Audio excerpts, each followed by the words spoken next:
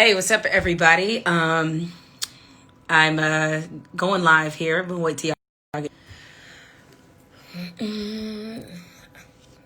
Hey, what's good, everybody? How are you all doing? I'm going live right now because, as many of you know, the NBA champion was just decided. And so I thought that I would use this opportunity to talk about this championship, but not just me waxing poetic and giving my thoughts. I wanted to make sure that I brought in one of the most known Laker fan of all time, and that would be Mr. Snoop Dogg, who on this show, who on Jamel Hill's Unbothered, promised that he would get a tattoo of the Lakers if they won. So we're about to be joined by Snoop, so stand by.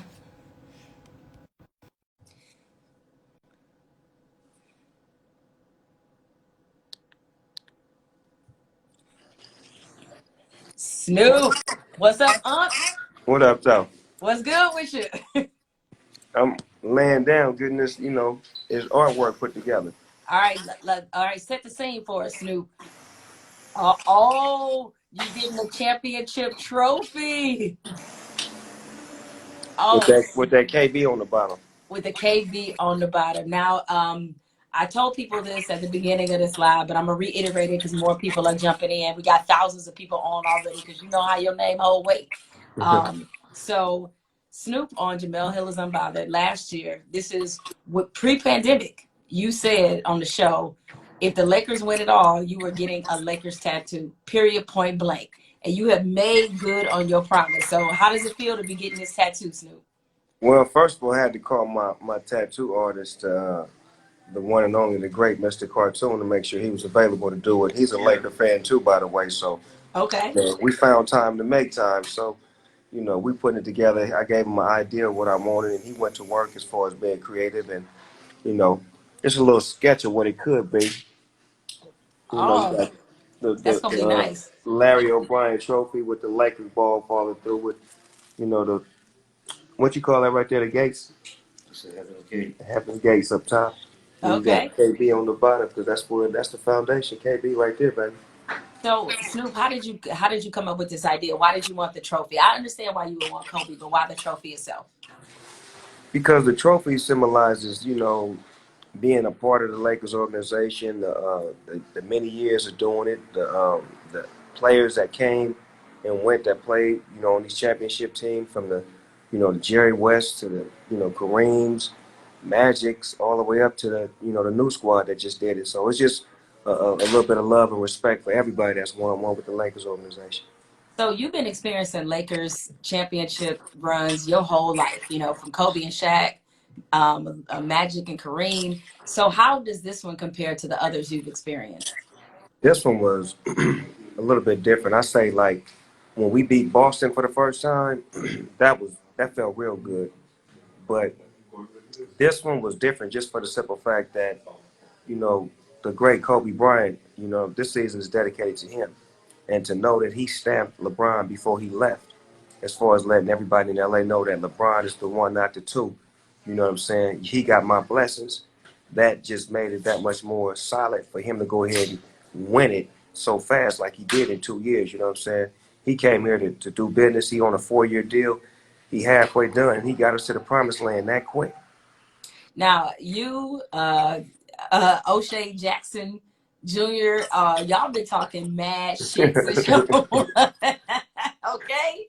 Y'all been talking cash shit, but talk your shit though, because it's a lot of people who thought that the Clippers were actually the best team in the West at one point. A Well, lot I of want to people. say what's up to Marcellus Wiley and Clipper Darrell. How sweet it is to be loved by you. But a lot of people doubted whether or not LeBron was going to do this. A lot of people were talking about how the West was harder. This ain't the East. He's not going to be able to dominate the same way that he did. So how does it feel to tell people to basically kiss your ass, y'all won this title? Well, you know what? I'm an avid fan, so when we have a bad game, I express myself. When we have a good game, I express myself. So I love the fact that the team appreciates my input as far as me being a diehard fan. Like when they have a bad shooting game, You know, they know I'm gonna call them out, and when they do good, I'm gonna give them all of theirs. And at the same time, it feels good to know that they was able to pull it together and really go to that bubble and lock in and really get focused on, you know, the things that's going on outside of the court and on the court, and for them to maintain they level of being great, like not losing a game after holding the lead in the fourth quarter. That's some great shit right there. 57-0, and then for them to, you know, take out, I say, the Nuggets after the Nuggets hit the Clippers. You know, that to me was a real tough test. And then the Miami team, they was like a mini Golden State Warriors team because everybody could shoot threes, and Jimmy Butler was a straight dog, and it was just a good way to see what this team is made of and to follow LeBron's lead and to see that he is a GOAT, that he is one of the greatest to ever do it. Because to take three different franchises and win the championship is unheard of. I've been watching basketball since the 70s, and I ain't never seen nobody do what he did. You know what I'm saying? I've seen people go to other teams and win championships, but not lead them and take a team from the bottom to the top and then, you know, bring championships to places that ain't never seen them before.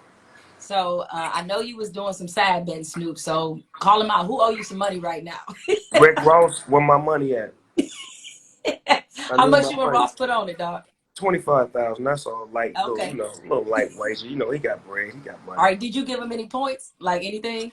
I gave him some points on he should back up out of this motherfucking deal before it's too late. Now, Snoop, this was such a tough year for a lot of reasons. Of course, we're dealing with the pandemic and all the conversations in this country that we've been having about race. But this year started with Kobe Bryant passing. So how much more does this championship mean? Because Kobe Bryant, with him no longer being with us, do you feel like, you know, in many ways that this was destined to be because he, you know, sort of put his stamp on the city? He's Los Angeles' favorite son. So do you feel like this was what Kobe is up in heaven politicking with God about? They got to I know, win. I know God don't make no mistakes, you know. Every angel he takes away, he delivers another one. So I feel like through the spirit of Kobe and Gigi and the people that lost their lives on that day, that the Lakers organization was blessed with the opportunity to seize the moment, and they did that. They did all the preparation. They did everything that you needed to do to be ready for the moment. And then, you know, Kobe's spirit, the way he was coming to games, the way he was embracing the players, the way that he was, you know, putting his footprint on women's basketball and on fatherhood and fathers and daughters relationships, and just the things that he was doing outside of the box with films and, you know, his academy, like that inspired this team to want to do more than just win, but to want to be better in life. So that's what it's all about. He inspired the whole NBA this year. The whole world basically was inspired by the Kobe Bryant move. You know, you never know when the angel's going to be taken away, but when they put in their work, you know, their work speak for them even when they gone. So, you know, of course, there's a lot of talk about legacy. To be a great Laker, man, that takes a lot. You're talking about a lineage of some of the greatest players that ever played this game. So, when does LeBron, or has he earned that statue outside of Staples yet? How many does he need to get one if he hasn't? I think what he's doing, he going to get a statue in every place he ever won a championship because that's what he's doing. He's doing that type of work. Like, I've seen people come to the Lakers. I watched Shaq come to the Lakers, and it wasn't no 2-year swing. It took a minute for us to get our, you know, situation together and do what we had to do. But this man came in 2 years, and last year, if I'm not mistaken, before he got injured, we was whooping the Golden State Warriors' ass, and we had the number one seed, and we was coasting. And that's when we didn't have AD. So if he was doing all that last year, then we get right this year, we was smashing, and then the pandemic hit, and then we get in a bubble, and he gets focused, and he makes everybody around him gets focused by taking the lead and being a great player, like even stepping to the side, allowing Rondo to come and run the point and take the lead. That just takes genius to know and understand that sometimes it's better to defer to somebody that's just as sharp as me, if not sharper than me. So, between these three players, who surprised you the most? Rondo, KCP, or Dwight? Man, that's a great question. I had a conversation with Dwight Howard early in the season, and we spoke on a lot of great things as far as numerology, and I understand why he wears number 39 now. So I expected him to do well based off of his, you know, being in tune with life. I would say KCP because Rondo's a vet. And I would expect Rondo to, work on his three and get his game together as far as the best pieces that he had from his overall game. But KCP, he was real disappointing early in the season, and for him to like just lock down and like focus on getting better and better and better and being ready for that moment. And he seized the moment and he showed up every time we asked him to. So I would say KCP. He's like the baby MVP if you ask me. Him and Caruso. Okay.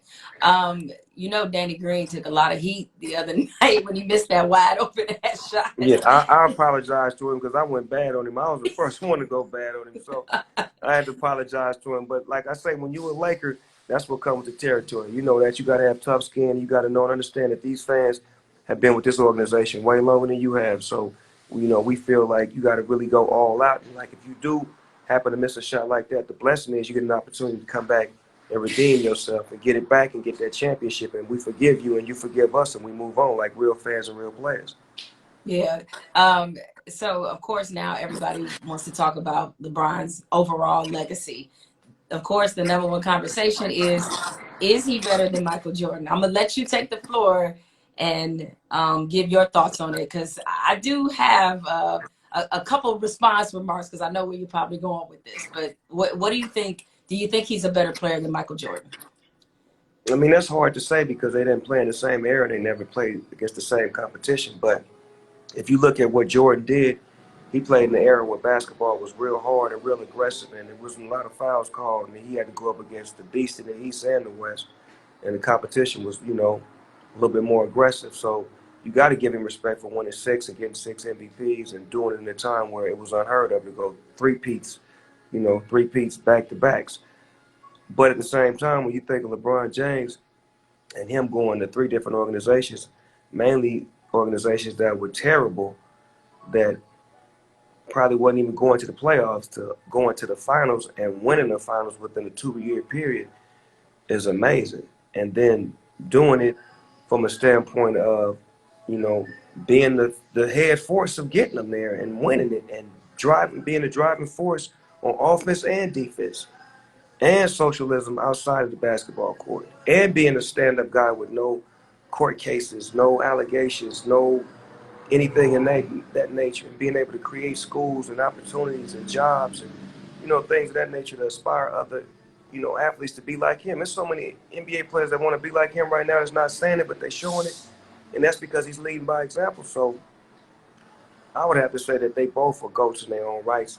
But in my book, Magic Johnson was always higher than Michael Jordan to me because Really? because I'm a Laker, and I look at what Magic did when he first came in the league. He took over the control when Kareem got hurt against the 76ers in 1980. I was watching that game as a kid, and he played center, forward, and guard. He put up 42 points, and he hit the great Dr. J in Philadelphia to win that championship in his rookie season without Kareem Abdul-Jabbar. That's like saying, we got a 1-2 punch, but the number one goes down, and all of a sudden the rookie, comes through and wins it all against this seasoned vet team right here. Jordan didn't do that. His rookie season, he was good, but he wasn't that good. You Yeah, understand what I'm saying? I do. I mean, and not only that, we have to look at the fact that Magic Johnson, him and Larry Bird combined single-handedly, they saved the NBA. I mean, Magic and Bird took the NBA off tape delay. Like Right. the games weren't even live, and they changed that. So I'm not mad at you for listing Magic, but I'll say this, Snoop, and you can respond to this certainly. I don't think there's anything LeBron James can do, and this is not a knock, and this is not a slight. I think he's the greatest player of this generation, but I don't think it's anything that he can do to be to be the best player as Jordan did. I think Jordan's probably still number one. And trust me, it hurts my heart to say this. I'm from Detroit. I don't like to give Michael Jordan credit for shit. Okay. Right. So this Right. hurts me to say this. But you lived it. I mean, it was a different thing when that dude was at the height of his career. Like nobody else could win. Barkley couldn't. He beat Magic. Gary Payton couldn't win. They had to wait to gravy train the championship. Like they couldn't win. So But back then, what LeBron is dealing with is what he wasn't dealing with. It wasn't like super teams, like the best players in the NBA all on one team. Like it wasn't like that. It was like they were separated. You had great teams all over the league. The team LeBron James faced in the finals was like super teams. Like he had a super team and he was going up against a super team. And then you got to look at, well, you know, LeBron James went to the finals 9 times in a row. In a row? Went with 2 different teams? So he did it over here, and okay, I'm leaving. Then I'm going to come back to where I left y'all because y'all need me. And I'm going to take y'all to the finals a couple more times. Then I'm going to leave y'all, go to LA, because Kobe and them, you know, they ain't been winning in so long. They just so terrible in LA right now. I'm going to fix y'all too. He I the do. only he the only motherfucker that can fix the Clippers. That's what they need. They should have tried to get Bryant. Well, I mean, it is a different league, and I do think it's unfair to LeBron to do a straight up comparison because it's just the way you win now is just so different. To me, it's like comparing Bill Belichick to Bill Walsh. It's like it's a Right, different game. Like, right. it's free agency in the NFL. Bill Walsh was an innovator creating the West Coast offense. Like, it's just different. And then we Um, got to look at this too. We don't never give Kareem Abdul-Jabbar, Bill Russell, Wilt Chamberlain. You know, these are guys that did things that have never been heard of. 11 championships. Kareem Abdul-Jabbar with all them points. Motherfucking Wilt Chamberlain, 100 points in one game. Like, that don't put you in that status. Like, these kind of shits has never be done before. But we forget about them because there's not a lot of footage. And one thing about Black history, we bad at it. We terrible at Black history. We have a forget point where we want to forget certain history and then we want to, put in certain history above others. But if you really want to pay tribute to what's really real and what's fake, Bill Russell should be the one, not the two. A motherfucker that got 11 championships of that, because that's what it boiled down to when you start talking that Michael Jordan shit. Well, he got 6 ships and he ain't never lost. Motherfucker, Bill Russell got 11. How many did he lose? right. But Not do many. you hold it against Bill Russell at all? The fact that he didn't play with the level of competition against the level of competition what Jordan saw, what Magic saw, what Bird saw, what LeBron saw. It wasn't the same. You But couldn't be. You couldn't be. Put it like this: LeBron is Bill Russell's height. They're the same right. size. But I'm saying though, this when basketball was out at that time and era, all the dynamic shit wasn't created. So it was fundamentally dribble the ball 5 times, pass it 3 times, then look for the shot. So everybody was doing the same shit. So it wasn't like you had to be that creative, but it was still a game that was evenly based. Nowadays, the shit is everybody shoot threes and they passing up layups, dynamic offenses, pick and rolls. That shit wasn't even created back then. So it was like more difficult to even get a basket when they start limiting us and saying to the tall basketball players, "Hey man, you can't even dunk." Why I can't dunk? Because I'm taller than y'all. Like they was trying to keep us at a disadvantage. So for us to actually succeed in them times puts us in a higher level as far as the level of right now era, because right now we can do whatever we want to do. We get fouls for flops, we get this and that. You don't know what that era was like. You don't know how it was for a black man to have to go in these white arenas and be dealing with racism and dealing with all of this, and then to try to have to score, and then dealing with the mafia and dealing with all of that, and then to be able to say, well, he had a successful career and did this and that. That to me is gold status. To Right. survive that. Now, I'll say this: I don't think. I think as a player, it's certainly debatable. LeBron versus Michael Jordan. They're two different. I mean, I don't even know why we compare them anyway because they're not the same type of guy. But in terms of a greater legacy, I think for sure it'll be LeBron, just because of, as you mentioned, not just what he means to the game, but he's empowered other players in a way. And I'm not even talking about from a social standpoint, but Kevin Durant doesn't go to Golden State if it wasn't for LeBron. Kevin Durant doesn't go to Brooklyn to be with Kyrie if it wasn't for LeBron. Kawhi doesn't go to Toronto. Kawhi doesn't come to the Clippers because LeBron gave them permission to stop waiting on these bonehead ass GMs to build teams around him. He said, go make your own destiny. And because of that, players are much more empowered. They not only want to be dynamic basketball players, they want to be dynamic people. And LeBron deserves a lot of credit for that because he is the face of the league and he's given them a level of power that they've never had in the NBA before. And that's something that Michael Jordan could not do. Right, but you know what I noticed about everything that's real is there's always a goat until the next goat comes, Mm-hmm. and when the next goat comes, it lasts for as long as it lasts, and then all of a sudden you start not to hear about the one that was before him, because before Michael Jordan, they used to talk about Dr. J, Yeah. Magic, Iceman. It was some names that was popping in the NBA, and then George started like drowning them out. Then he started drowning them all the way out. And then it was just him. And then after Jordan, it was like, okay, well, ain't nobody. Oh, who was this kid, Kobe? Oh, man, Kobe. Oh, man, he getting all up under Jordan. Kobe. Oh, it's Kobe League now. Boom, Kobe run the league. Man, who was this young kid from Akron? LeBron. It's LeBron. It's LeBron's league now. And he been GOAT 17 years, but it's like, who's the next one? Because there's a lot of them out there, but who got what he got? Right. Who No. got what he got? Right. Yeah. I mean, there's no player like him in the game today. Like, not one. It's like he was built in the lab. And the thing that's gonna fuck everybody up is he's probably gonna play well into his 40s. He's gonna play longer than Jordan tried to because he's never been hurt. He's in excellent shape. I don't see why he wouldn't with today's advancement. Before I let you out of here, Snoop, now there's a lot of people that want to put asterisks on this championship. They're dumbasses. You can't put an asterisk on any championship, right? Because it's not like the Lakers weren't a favorite. It's not like they came out of nowhere. That being said, do you see this being the beginning of the new Lakers dynasty? Like, could this team win 2 or 3 in a row? I think we primed to do that. You know, I watched Golden State. I watched the Miami Heat. I watched Spurs. I watched, you know, even the Cleveland Cavaliers when LeBron went back there. I watched teams, you know, go back to back to back based off of the chemistry of loving to play with each other and loving the fact that we wanted or we got close to winning it and we want to taste that again. And one thing about winning is contagious. And once you get it, you know, it becomes a part of your daily habit. Like LeBron got it. He was just trying to pass it on to everybody else, trying to give everybody the kill spiel that he got. You know what I'm saying? To be able to know when it's time to close the door, when it's time to get real, when it's time to be about us, when it's time to take this, you know, constructive criticism, when it's time to receive constructive criticism.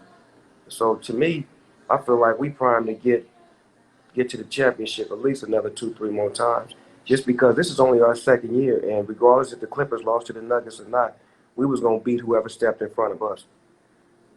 I believe that. You know, and definitely Clippers fans, y'all got to go back to the drawing board again, man. I don't know what to tell y'all. I don't know what to tell y'all, man. It's like it blows my mind that they I know all the really. talk they be having in the preseason when they be doing them NBA Today shows and ESPN, and I be watching all them old basketball players that ain't never won a championship talking about, yeah, the Clippers are favored. Like, okay, that's why you ain't never won a championship. You don't know what you're talking about. I You love all Kendrick know. Perkins, though. Kendrick Perkins, I love him to death. He don't cut no motherfucking corners. He tell it like it is and not like it was. But if you don't like it, meet him in the parking lot. Yeah, Kendrick an old school goon, so you know I what's up. love him. I will play with him any day. Right. I hear you. A lot of players would. Well, look, with Snoop, how long is that tattoo gonna take? I'm gonna be up about 3 hours. We're finna get it Okay. together Well, right now. I hope you got some good stuff, some sticky with you. Man, you know damn well. All right. Hey, shout out your tattoo artist. What's his name again? Cartoon, that's Mr. Cartoon. He do the Okay. best tattoos in LA. He's the one, not the two. All right. We'll do. Well, Snoop, thanks for taking this time with me. Enjoy this championships. Keep on celebrating, brother. Thank you, sis. I appreciate you. All right. Take care. One love. All right. All right, guys, that was Snoop Dogg joining me to discuss this Lakers championship. Such a great feeling for a lot of Lakers fans. So I'm sure they're gonna be celebrating well in the next season. So if you know a Laker fan, y'all gotta let them have this moment. You gotta let them talk their shit because they deserve it. They the champions, and we'll see what happens next year. Anyway, thank you guys for tuning in to this live. I hope you continue to support the podcast. I really appreciate the support that you've given. It's really been a truly exhilarating thing for me to do this project. Thanks to people like Snoop who've been generous with their time in terms of coming on the podcast or whatnot. So make sure you go back. Again, the podcast is available only on Spotify. Go back and listen to Snoop's interview. It was great. It was one of the best interviews that we've had on there. So make sure that you check it out. And I'm out, y'all. Y'all enjoy the rest of the night.